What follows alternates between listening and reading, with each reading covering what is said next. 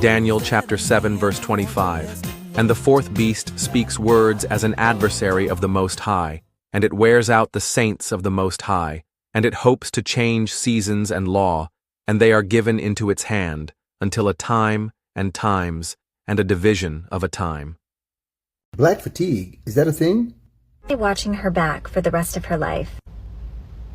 Yeah, 'cause that's not thuggery, hoodrattery, animalistic. This is why people have black fatigue. When you act like this, it's not normal behavior. People do stupid stuff. People say stupid stuff. That's life. It's not normal to threaten to unalive people because you don't like what they're doing. But here we are. People are getting sick and tired of opening up TikTok and seeing brawls on cruise ships, brawls in the airport, like literally the most ghetto behavior. We're tired. We're tired of it. But then whining and complaining and acting like it's not your fault that you... Thug, hood rat, ghetto, animals. Damn, you hit the whole bingo card of racist tropes. Who is talking about Shiloh Hendrix having to watch her back because of the racist remark that she made to a child? And in typical fashion, you downplay it by just saying that, oh, people say stupid things, that's life. Yeah, you characterize it as stupid while in the same video, you will characterize the behavior of a 5-year-old, being a 5-year-old, as drunken and being belligerent, right? It's funny how you always downplay it's a lone wolf or it's fringe when it's never a real characterization of what took place. I wish black people had to just have fatigue at white people threatening them, but unfortunately our history does not bear that out, now does it? You weren't threatening us with violence when you were violently enslaving us. You weren't threatening violence when you declared going to war and became treasonous to the United States because you were willing to fight because you had the audacity that you couldn't accept the fact that you could no longer own black people like cattle. You weren't threatening us, you were violent to us when you didn't want to accept us no longer adhering to Jim Crow laws. And did you know that the Klan is the longest standing terrorist organization in the United States? We had a Republican president who sent us to war, a war on terror.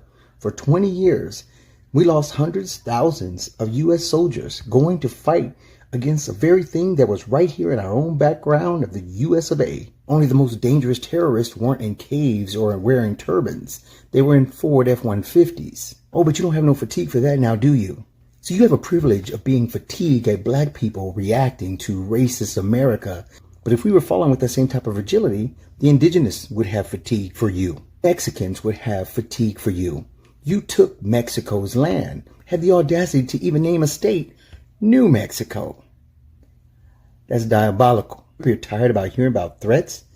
We're tired about when you can't cope, the harm you bring, bombing churches, shooting up schools, grocery stores, even movie theaters. You grab AR-15s even when the government told you need to wear masks to protect yourself from harm.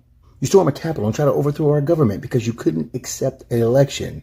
Oh, but you're tired. It's funny that you characterize Shiloh Hendrix as white trash, as if somehow that's going to reduce or shrink the characterizations of her like she's some one-off, when the reality and the irony is that trash can be found in any community, more prominent and even in the ghetto in America.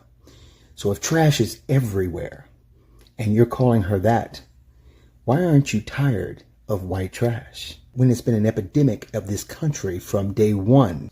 And with all the evils of this said white trash and the behaviors of them, behind those men were women such as yourself, justifying them, marrying them, having their children, and raising future little demon white trash people. In all your wisdom, you aren't tired of that now, are you? And you know why that is? You've never seen trash take out itself. Zechariah chapter 11 verse 4. Thus hath Yah my power said, feed the flock of the slaughter. Verse 5, whose buyers slayed them and held themselves not guilty. And he that sold them said, blessed be the Lord, for I am rich, and not even their own shepherds had compassion on them. Verse 6. Therefore I will no longer pity the inhabitants of the land, saith Yah. But behold, I will deliver the men each one into his neighbor's hand, and into the hand of his king. And they shall smite the land, and I will not deliver them out of their hands.